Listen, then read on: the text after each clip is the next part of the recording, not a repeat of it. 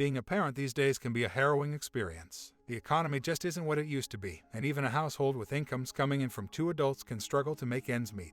As such, when child rearing comes into the picture, making decisions can get more challenging. Should one parent give up working to care for the children? If so, who should stay at home? This is a complicated issue, especially since there are multiple aspects to consider, such as income group and ethnicity, but studies have shed some light.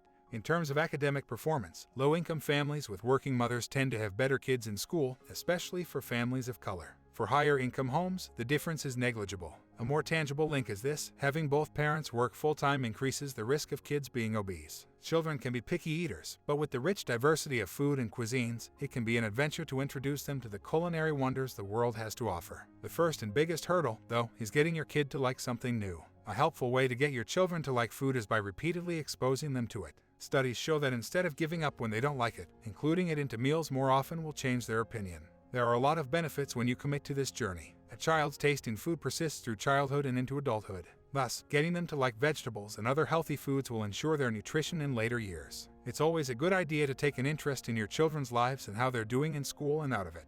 Most people frown upon you being a helicopter parenting or being overly involved and hovering over your kids, yet research shows that investing time and effort by participating directly in your kids' daily lives can help them excel. However, things are always best in moderation, and doing tasks such as waking your child, checking their homework, and preparing their breakfast can end up hobbling them in the future too. While you help make sure your kids do what they're supposed to, you should also give them space to do things through trial and error and gain independence. Formal education is essential. Beyond establishing the basics children need to navigate the world, it teaches soft skills and is a ticket for upward social mobility. In short, if you want your kids to succeed, going to a good school is the best way to ensure it. But what school is the best choice? Ideally, you should send your children to a good with the best teachers. Experienced teachers can give your children a head start they need to excel. Besides the staff, class sizes should also be small so that your kid can get individual help and attention. If you're in the US, going for a charter school will also give your child a boost compared to a public school. According to the professionals, encouraging your kids to participate in physical activities might not have as substantial an impact on their health as imagined.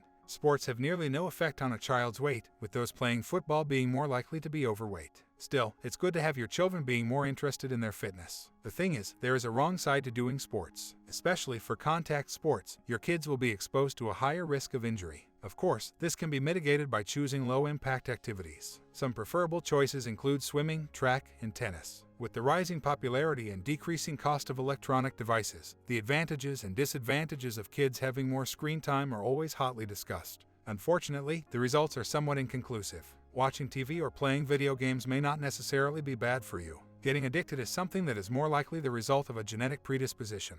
As such, the alternative might be a propensity toward abusing drugs or alcohol. At the same time, media like this can be a gateway to further knowledge and help with creativity and stress relief. For sure, too much screen time, especially before bed, can be wrong for sleep. And lousy sleep can mean irritation and disruptions in development for your child.